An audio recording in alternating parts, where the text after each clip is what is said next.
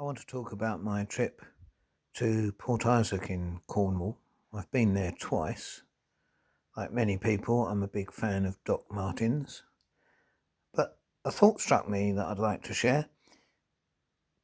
Going round the place, Doc Martens' house, the harbour, the school, and Mrs. Tishel's chemist shop, where I went in and bought some fudge, and the guy who owned it explained to me how they rigged it all out for the filming season.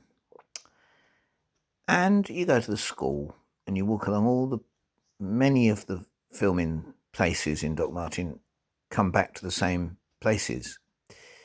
And you look at Bert Large's cafe that's not really a cafe. You look at the school that's not really a school. And you look at Doc Martin's house that's not really Doc Martin's house. And you wander around and there's a kind of a sense of disappointment. You know it's a fiction. You know it's going to be an ordinary place. But there's something about seeing it so accurately to the way it's filmed. And when you're there, a strange thing happens because you know it's a fiction that you see played out before you with all those lives and tensions. And yet, in reality, you know, that didn't happen at all. There was no Bert Large. There was no Doc Martin who is scared of blood and so on. And you think, well, of course, that's how fiction works. It's made up. Of course it is. So why does it leave you with this odd thing? How does that happen?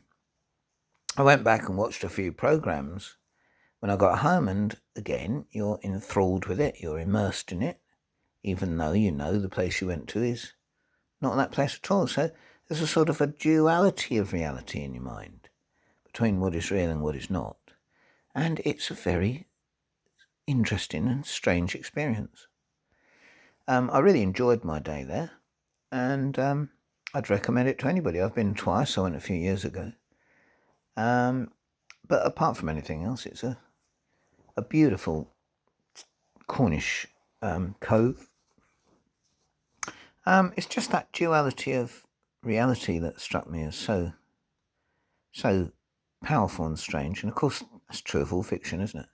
When you go into a theatre and you know it's bits of wood on the stage and the lights go down for the house, the lights come up on the stage, the actors walk on, and suddenly you're in the middle of Dartmoor. It's incredible that our brains can do that, isn't it? Because otherwise fiction wouldn't work. What a gift we have.